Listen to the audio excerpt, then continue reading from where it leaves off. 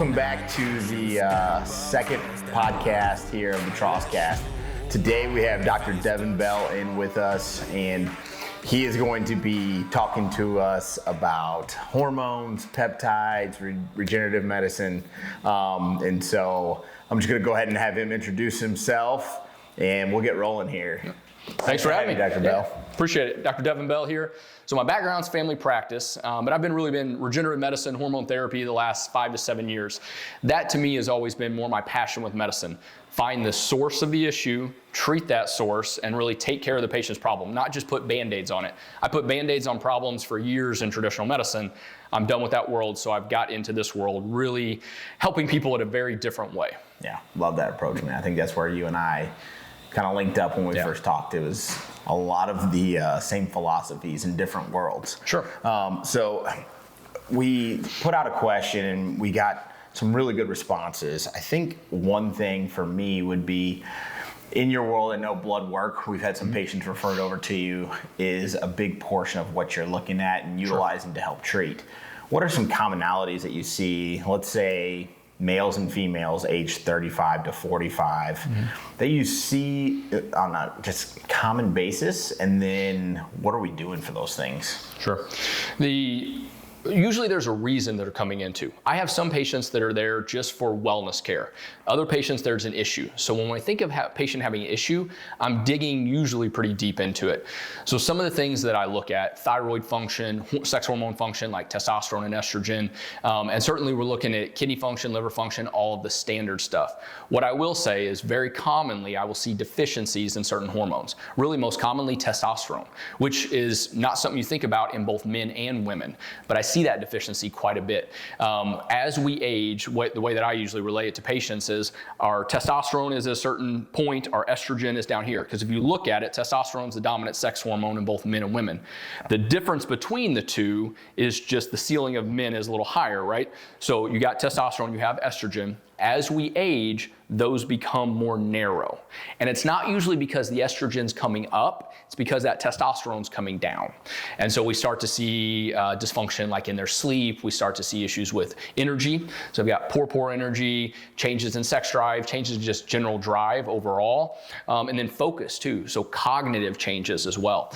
And often patients think the body composition changes they're having, which can often be gaining weight, losing muscle, is related to thyroid dysfunction. So I'm always checking thyroid, but I will say I rarely see thyroid as the main issue, right? I see it as a dysfunction, and I see it, and in certain instances, most of the time it's more of the sex hormones, like the testosterone and the estrogen. So those are probably the most common things. Most of the patients, 35 to, let's say 45, 35 to 55, that's my bread and butter.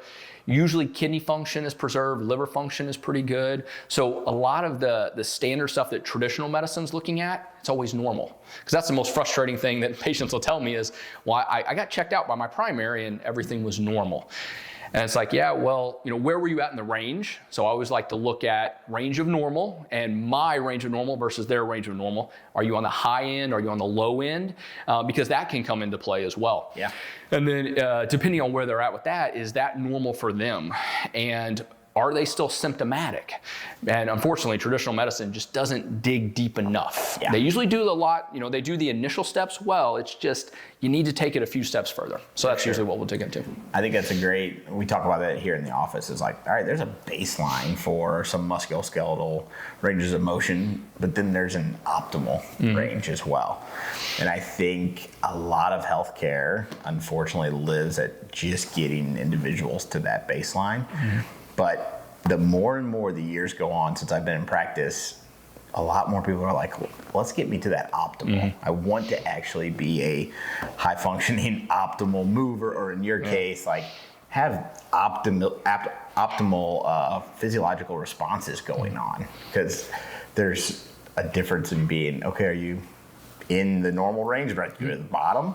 Or are you actually functioning where you should be and living life to the fullest? So, and now with testosterone, you're seeing that with male and female.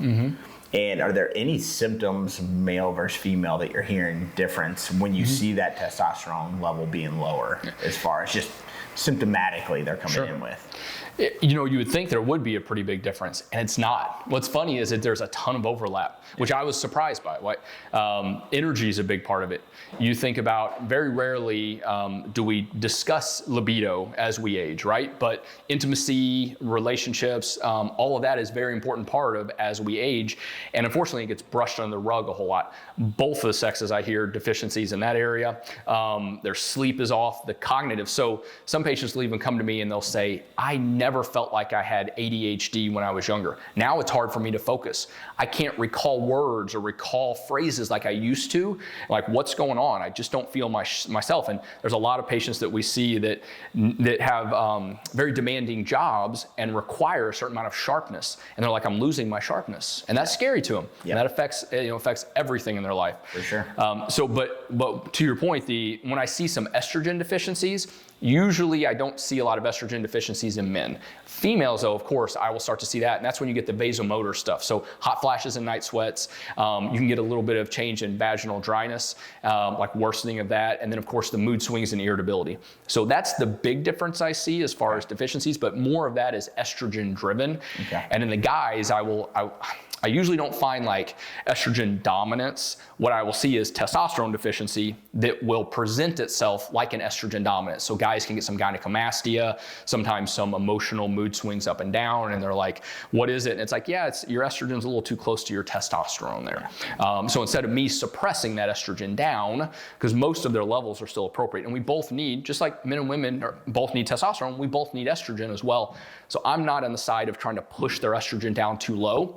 I would rather optimize that testosterone level. Yeah. And I think I was thinking about this when you said earlier, you and I have this really nice bias in medicine where a lot of our patients are doing the right things. A lot of our patients are trying to eat well, they're trying to exercise, they're really wanting to be a better version. And if you look at, unfortunately, America as a whole, there's a lot of people out there that aren't interested in that. And so when you take those blood levels as a range of normal, most people don't want to live in normal or average. They want to live in more of an optimal above average range. And that's what we like to look at. And that's kind of how I have conversations with my patients of, well, here's where you are. And with what you're telling me, this is probably the range that we should shoot for.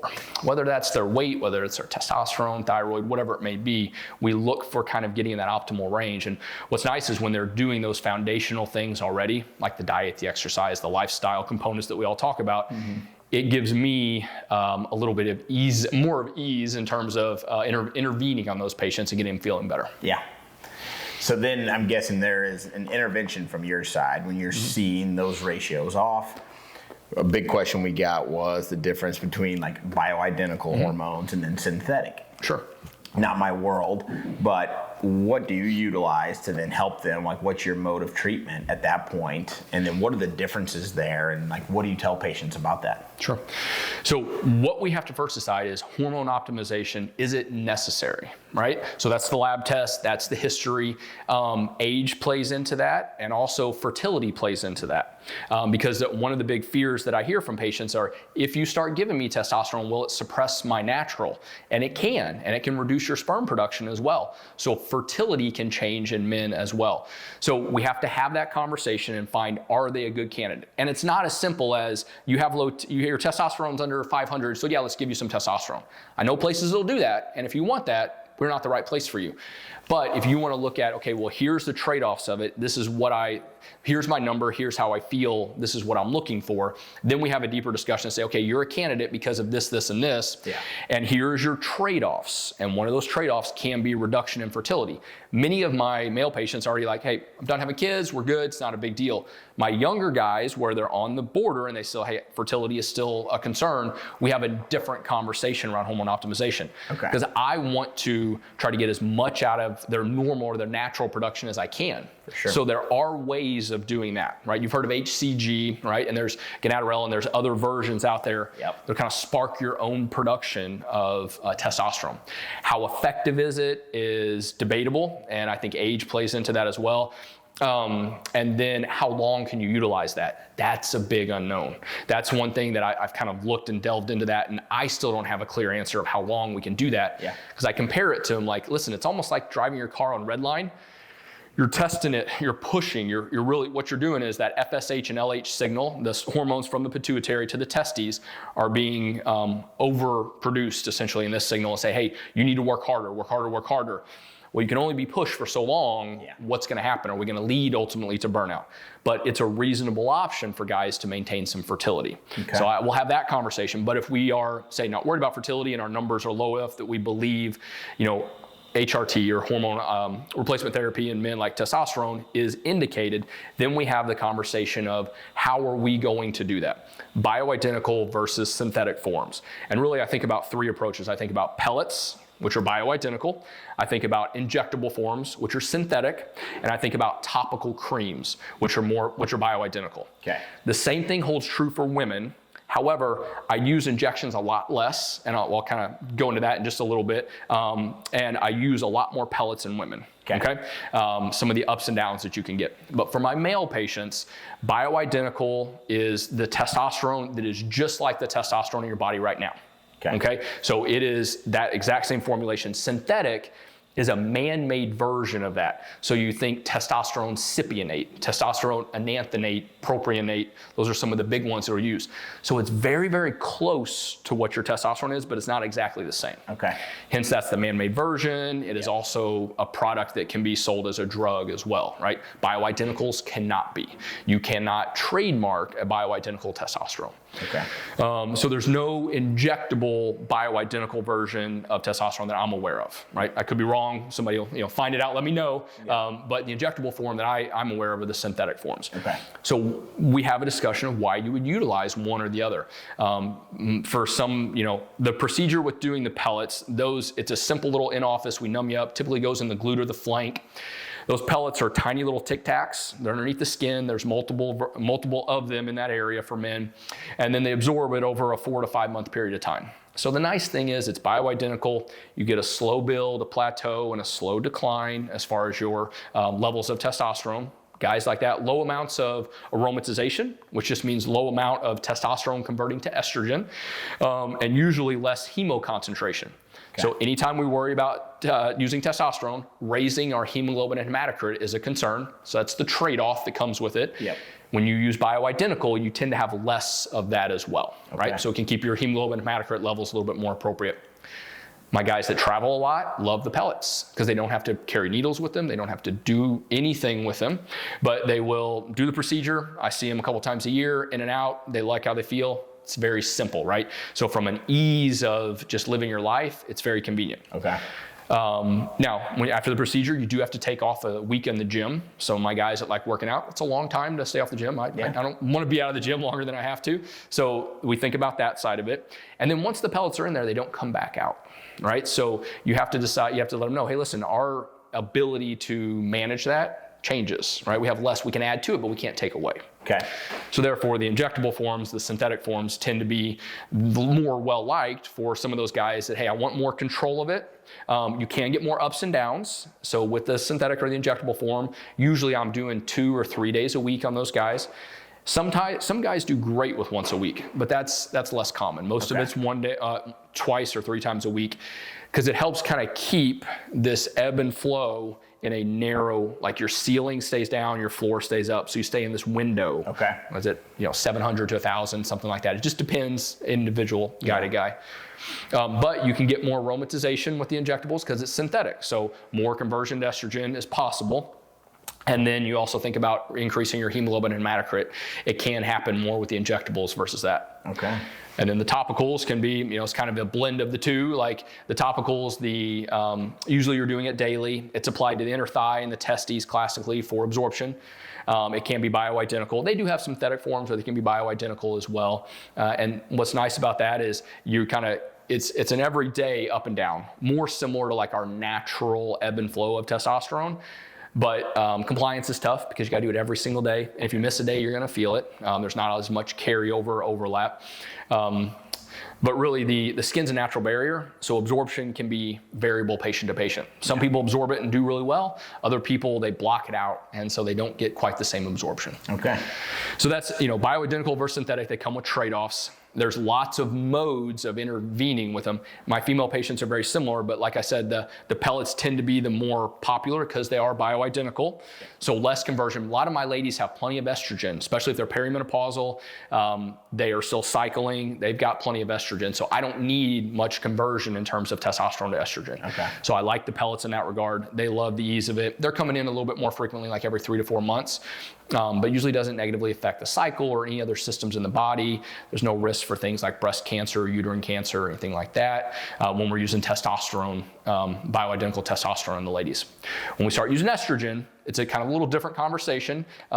Typically, I'm using that in my postmenopausal ladies. Okay. Right, so that's a kind of a whole nother conversation for another day, but that can get really deep. Injections with women, sometimes it's too much peak and valley. That's really what it comes down to. It's a lot, and then it's none. It's a lot, it's none, and just how they feel with it. Almost all my ladies lean towards the pellet or the cream route, like the topical. Okay. I know you kind of briefly touched on the natural. If somebody's on that edge, they are still in the childbearing or wanting to have children age range. Natural things. I know ashwagandha has been thrown out. Do you have any other ideas, thoughts that you think on a nutritional or supplement? I know you kind of gave some back end of what that can do to the body too. Yeah. But any recommendations there? So first and foremost, exercise is number one. So lifestyle, right? It all comes down to if you're 20 and 30 and you're not exercising, start. That's just hands down the best you can do for supplement or natural wise. Yep. When it comes to if they're doing that and they're eating well and their body comp is close to what it should be, but their levels aren't where they need to be, there are a few things that we can go. Ashwagandha is one that has some decent literature behind it. Tongkat Ali and Tribulus are two of the other male testosterone boosters that I see. In the research, when I look at it, those don't necessarily increase your total. What they can do is they can work and increase your free testosterone. Okay? So in the world that we look at with hormones and we're checking labs, I have a total testosterone. I have what's called an SHBG, which is sex hormone binding globulin, and then I have a free testosterone, okay? So if you would happen to have, say you're 30 years old and your total testosterone is 600, but you don't feel your best, you don't feel optimized, and you're doing all the right things, your SHBG, which binds up to that and only allows a little bit of free left over, if that's too high, those supplements like Tongkat Ali and Tribulus may push that SHBG down. So that's how they can help. And it can improve libido, but like I said, it's not been shown to actually improve your total, but what it can do is increase that free a little bit because it unbinds some of that total testosterone. Okay. So those two are decent, right? The literature is mixed on it, just to say the least. The other ones I like, sleep is important. A lot of our human growth hormone and testosterone over sleep happens, so I want to get good quality rest. So magnesium and zinc are two of my big ones that I like as well. Those can help naturally boost your body in a lot of different ways. Your immune system obviously supporting, but the other thing that can happen overnight is that sleep, which can help your testosterone production. Okay. So if you're eating well, exercising, and then you're getting good sleep, those test levels can come up. The other thing that I think about is something called DIM, D-I-M. I'm not even going to try to pronounce what it's spelled. You guys can look it up. It's like diendyl methyl. It's a very long word, but DIM, D-I-M. What that does is it's a very mild aromatase inhibitor, so converting testosterone to estrogen. Okay. So my guys with reasonable levels of testosterone, but borderline higher amounts of estrogen, maybe they're big aromatizers. So that one may help. It can help ladies as well. Some of them tend to be bigger aromatizers, and so this will help funnel a little bit more of that testosterone in towards that free testosterone, which is kind of what we're looking for energy, performance, mood, sleep, all of those things. Man, that's good stuff. As far as kind of segueing here into the world of peptides, that was one of the questions we got. I was like, hey doc, can you talk about peptides? In your world, what are peptides? When are you utilizing them? How does your office see peptides? And then what is that, or how is that benefiting your patients? Sure. Peptides, proteins, right? So chains of proteins, they've been around for a very long time. Insulin was one of the original ones, and it's evolved over the years. I will say peptides are a very cool wave of the future. I know with regenerative medicine, it can augment a lot of what we do, but in the world of like hormones and performance, there's even peptides for that as well. So to me, peptides, it's still the Wild West, right? There's a lot of variants out there in the research. A lot of it is coming from overseas. I've heard some really, really cool things about it, and I'm excited to learn more. The dosing regimens are all over the place. Tons of different recommendations from that standpoint. But the big ones that you hear nowadays, GLP-1s, right? Glucagon-like peptide 1, that's the semaglutide, right? Yep. There's brands of it as well. Or the tirzepatide, which is GLP plus GIP, so it's actually 2 peptides. It's the newer generation. And not to confuse you any further, there's a 3rd generation coming out, retatrutide, which is GLP, GIP, and then glucagon. So it's a 3, and it's supposed to have less side effects, better efficacy. What those are used for is primarily weight loss. Yeah. Right? They suppress your appetite. So when you're not eating, you don't feel as hungry. When you do eat, you feel full faster. What does that do? It reduces your caloric intake. So it's really a cool behavior modifier, because not much in the world of weight loss have we ever had such a great way of like modifying our behavior. Yep. It's something, it's not just like speeding up your metabolism, right? Or increasing your heart rate. It's actually reducing how much you intake, which is really, really cool. So it's very safe, very effective when used appropriately. There's a lot of uses out there that are not so safe or appropriate. Yep. But that GLP-1 world is probably the most common peptide that we hear about and talk about. A few of the newer ones, BPC 157. Yeah. So body protective compound. It really works on the thymus gland. So the thymus gland, we think when we're very young, our immune systems are very strong. Thymus gland is very active. As we age, it reduces its, let's say, activity or effectiveness. So T cells and B cells, all the important immune factors. Yep. The goal of the BPC is to increase that production, right? So I think about it for patients in terms of inflammation. So if a couple things, acute inflammation, like someone comes in with tennis elbow, golfer's elbow, Achilles tendonitis, they have an acute area of inflammation. So this can help augment your immune system to help work and heal that area. And then I also think about it in like a chronic inflammation as far as even the autoimmune world, right? So when you're living in this constant state of irritation, this can work systemically to help suppress some of that so that you feel back more closer to normal. Not a one and done. It is injectable. Most of these peptides are in injectable format. It's something you have to do regularly and you have to keep up with. So there is certainly some trade-offs with using them, but the BPC 157 has a lot of promising. Of all of the newer peptides, it's probably got the most amount of data out there outside the GLP-1. GLP-1 by far the most, but the BPC 157 has a lot. Usually you will hear that with TB500 or TB4, which is the thymosin beta 4. So you'll see that as well, and it really works. I have options where it's just BPC. I have options with combos. Like there's some certain things that we can do depending on the patient. Yeah. And then the other, as it goes along, the other peptides that I think about, there are some that can work on human growth hormone. So tesamorelin, ipamorelin, sermorelin, those are some different versions. It's not HGH, right? So it's not human growth hormone. It's a peptide that works on the pituitary to help increase naturally our human growth hormone production, okay? So used for short spurts, like usually 3 to 4 weeks at a time.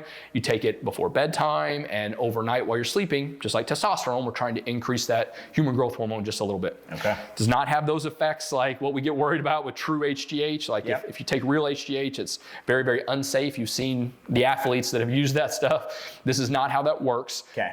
It's really just trying to augment your own natural. And that's, to me, peptides are doing that. Peptides are not replacing what's there. As far as like, testosterone optimization, if you don't have enough, sometimes giving you more is an appropriate way of treatment.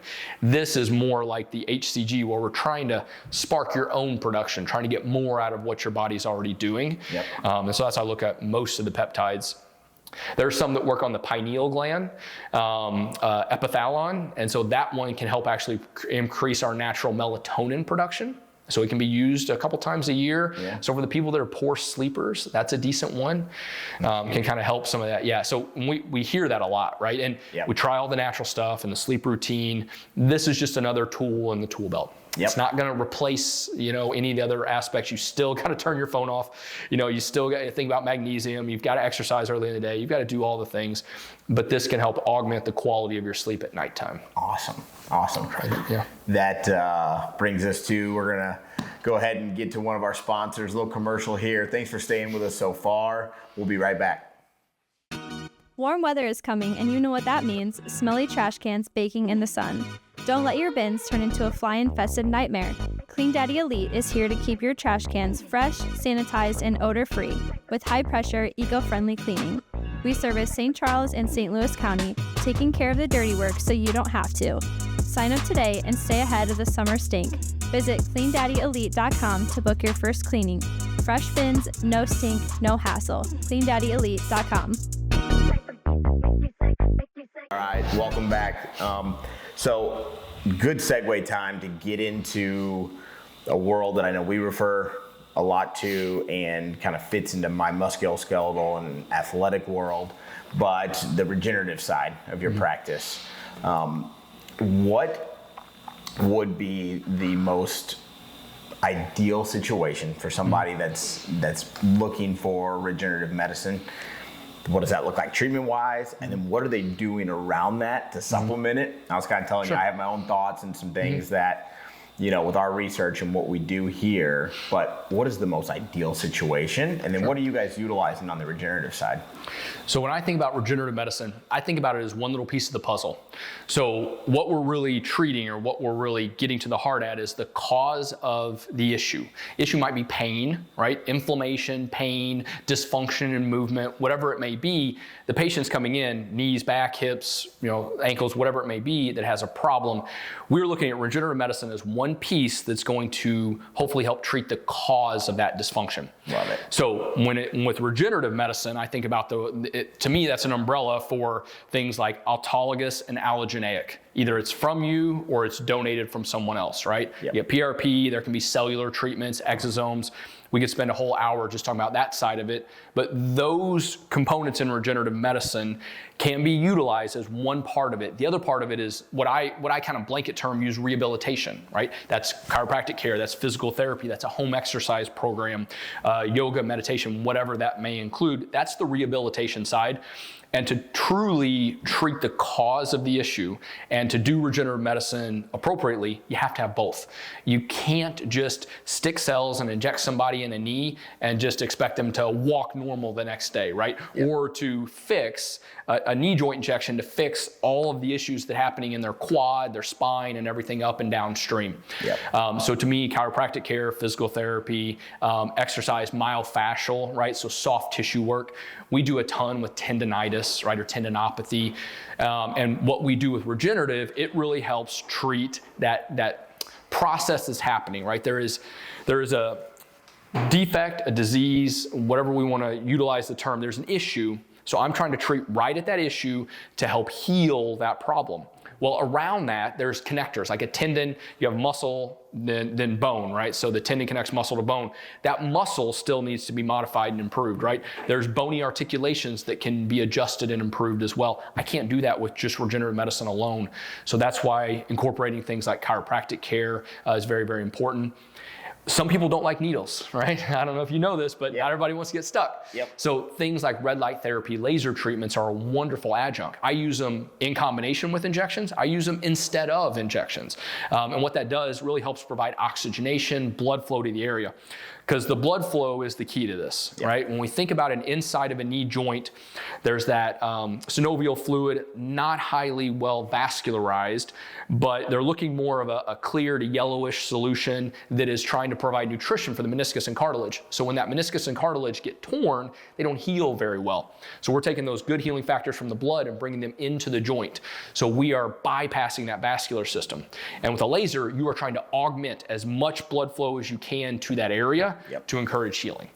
So that combination is used all the time in our practice. And that's kind of what I think about as some of the soft tissue, the Graston techniques, where you're encouraging signal, right? So there's some nervous signal that you're improving. Yep. And the other part of it is just the physical signal, whether it's dry needling, Graston techniques, you're trying to improve more and more to that area. Yep. So to me, doing regenerative medicine without the other integrated approach is just not doing the whole thing. Yeah. And then your immune system. So back to what we talked in the beginning, hormones. If you're not exercising and active and your hormones aren't optimized and your whole immune system isn't functioning at its best, you're not going to get the most out of regenerative. So you look at the whole patient approach, yep. and sometimes that is hormone optimization. Yeah. And that's where I love for us here, we have those tools in the tool bag. Mm-hmm. We're using Graston, we're using myofascial release, the class 4 medical laser. To get into specifics there, we obviously, we'll have different cases where regenerative might be real early on in the case. It also might be, we've tried a couple of trial of cares, physical therapy, chiropractic, Graston, we've tried to change some of that mechanism, and we need that boost to kind of get the deeper issue and the tissue healing. And then we're trying to then at that point continue to speed up all of those recovery things. Let's say, just to give a specific, PRP in the knee. For me, I know that 1 to 2 week period typically is a pretty non-loaded period if I'm thinking correctly here and what I've seen. We are typically doing laser therapy real early on in that 1 to 2 because it's a non-invasive treatment that is doing all the things you were saying. Increased blood flow, mitochondrial reaction, oxygenation. At that 1 to 2 week mark, what do you see, or maybe you don't, adhere to that, but what is the traditional timeline post PRP? Let's use a knee, for example, let's stay there. What does that look like going into 4-6 weeks for you? So when I look at a knee or say a joint, I look at the severity of what we're talking about. What's the age of the patient? And what's the severity of the disease, right? An X-ray is a very simple way to kind of start that process. Very objective of looking at spacing, looking at severity of breakdown. Yep. So I never look at it as this patient's gonna have one PRP and then they're just gonna be done. I look at it as a protocol. And so my initial treatment for an acute knee pain is usually gonna be 3 to 4 months.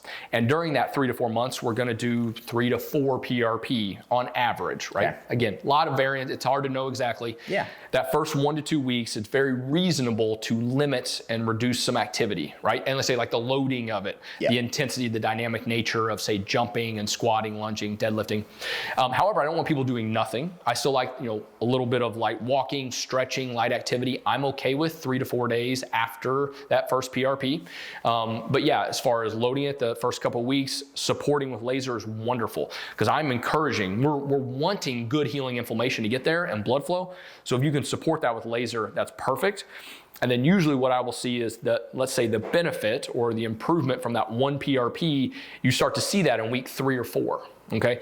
Often it's not enough to them to be like, hey, I'm better, I'm done, let's go, we're good, I can run, right? Yep. So often at that 4 to 5 week mark, I'm reintroducing a second PRP. I found about 4 to 5 weeks in between them initially is a reasonable amount of time for them to recover, notice the beginning benefits of it, be able to put some of the rehabilitation component in between it as well, right? Because like what we talked about earlier is as far as doing physical therapy, doing chiropractic, they're not doing that a couple days after the injection. They're sore, right? It's a little bit of discomfort. There's some achiness, soreness, which is common and normal. Yep. So they only have about a 3 week period of time they're doing rehabilitation. But I want that. I know that it's important. Hence where that 4 to 5 week mark, we're getting into a second, and then you're repeating that cycle and maybe repeating it again, where you can really start to look at how many do we need or when are we at that beneficial stage. It's usually after that second or third one.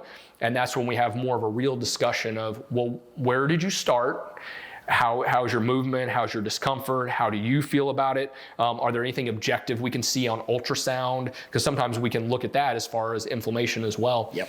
We're not fixing a tear in 2 months or anything like that. And if it's a complete tear, you sometimes have to have a surgical conversation, right? I'm not anti-surgery. I know it has its place.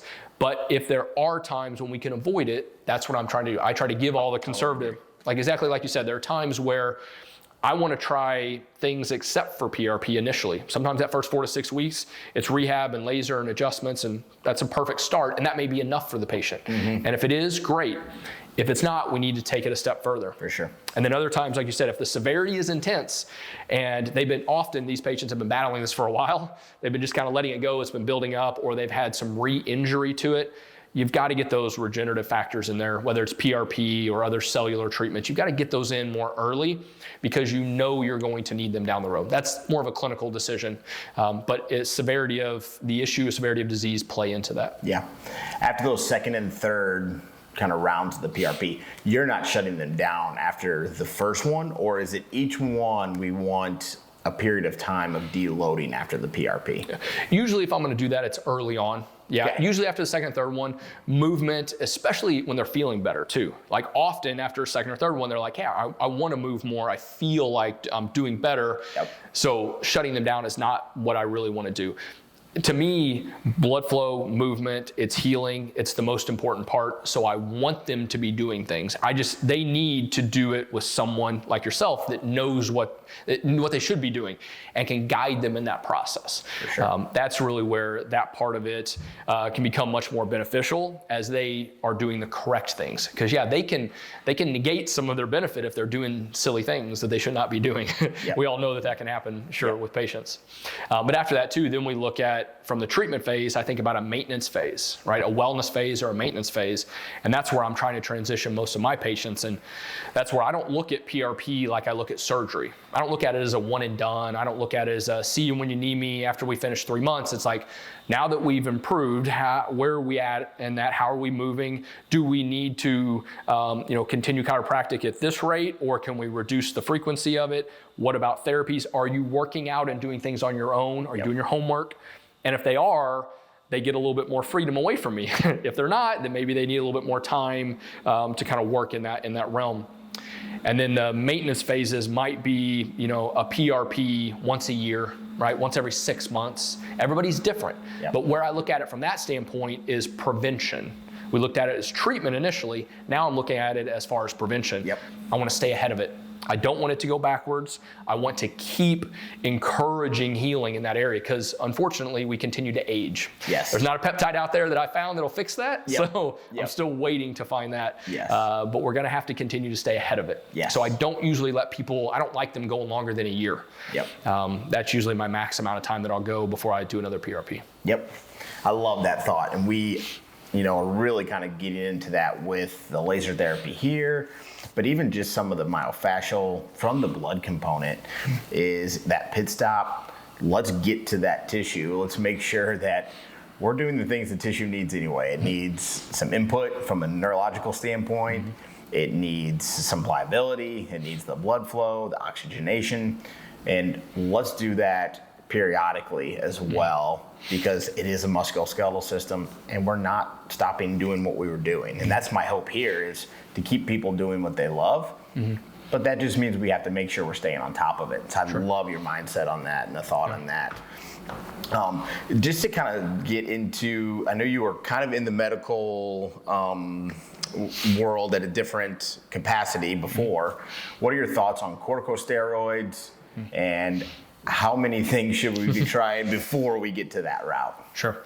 Steroids, I'm not against them completely. I'm very conservative and very hesitant around using them. So corticosteroids are steroids. You'll hear cortisone, Kenalog, steroid shots, all different terms out there. What that does to me is it says that, hey, we shut down all the inflammation, which in the short term is like, oh, I don't hurt like I used to. Yep. So that's what patients feel, and they're like, I feel better. Yep. The problem is no healing actually happened, and it prevents healing from happening. Yep. So what happens is 3, 6, 12 months later, it comes back with a vengeance. That's what I don't like about corticosteroids. Yep. And typically what you'll see is they start to lose their efficacy. The first one lasts 12 months. The second one is 9 months, and then it's 6 and 3, and then it's like it only lasted a week, right? Yeah. When it becomes that point, and if you're doing them so regularly, you will actually lead to quicker breakdown. And there's research that'll back that up, right? Patients are led down the route of a replacement quicker by doing more frequent corticosteroids. Yes. So yes, it's correct. I would do anything I could to avoid that. Mm-hmm. Now, with that being said, it's not that I've never injected one. There are situations, for sure, there are times when I will make exceptions to that rule, but I'm not going to continuously just give you a corticosteroid every 3 months and, pretend like it's not doing any harm, because in my mind, it's actually doing some harm long term. Yeah. And so that's where I'm very careful with. I look at PRP as kind of the opposite, right? It's promoting some inflammation, promoting healing, which is a good thing. So it doesn't make you feel better overnight. You know, people walk out the door and they're like, it's achy, it's still sore. Yeah, it's going to be a little more sore the next couple of days. That's a normal part of the process.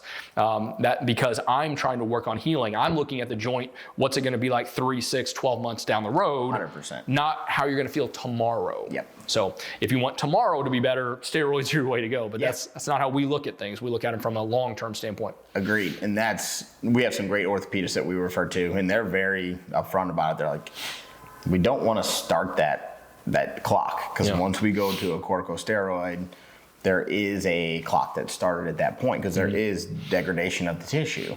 Now, they're amazing. They're referring to, again, I'm not anti-surgery, I'm not anti-corticosteroid, but I'm afraid outside of my world of the orthopedists that we use, I hear way too much of young athletes. Yep. We're talking 12, 13, all the way up through 30-year-olds. That is the initial treatment plan. For sure. And again, I don't have personal relationships with the docs that are doing that, but I want to make sure that we're continuing to do our education side of try other things first. There are so many other things that are long-term better for the body. And you're not starting the clock, you're actually maybe pausing the clock or helping it go the other direction. And I'm constantly trying to preach that physical therapy. Let's try a PRP, let's stay with chiropractic care, let's try laser therapy, and not to go to these quick fixes, but let's actually mechanically and functionally look at you, and then let's give things that are gonna promote that natural healing or the natural response for your body to say, okay, let's jumpstart the healing process in this area. And we have that nowadays too. Yep. We didn't have that, let's say 30 years ago. Peptides, hormones, regen, chiro, laser, PT, it has evolved at such a manner, such a rate that we do have options for people, which is very cool. That's partly what excites me about this field is, you know, I don't look at it as I just do hormones or I just do peptides or just this. Like, it's treating the whole patient, and it's giving them that non-surgical option to say, hey, let's help that knee. You know, hyaluronic acid-based solutions. There's like visco supplementation. There's an evolution in even traditional medicine of saying, hey, there are some things that are non-steroidal that can actually help the joint out and help heal it long term. Our fields will just continue to evolve. It's going to continue to change. And the nice thing is patients need to know that these options exist, because that's the number one thing that I battle is patients don't even realize that you and I can help them, right? They don't even know that these are on the table for their situation. So doing things like this, we can get the message out to say, whether it's a tendonitis, whether it is arthritis, whether it's an autoimmune issue, there are things that we can do that hopefully keep you away from surgery, keep you away from very, very strong medications. And that's our goal with it. Man, I love having you as a referral partner. I appreciate you coming in and doing this. Hope you guys are able to grab something from this. There's a lot of information from start to finish. We will make sure that we connect Dr. Bell's contact information and then also his social media post, so you guys can follow him as well. And so again, we thank you for being here with us on the Tross Cast. We want to give a shout out to the Lentini Productions, who is our sponsor for the podcast, and we're very appreciative for them and the great work that they do. But thanks again for staying with us.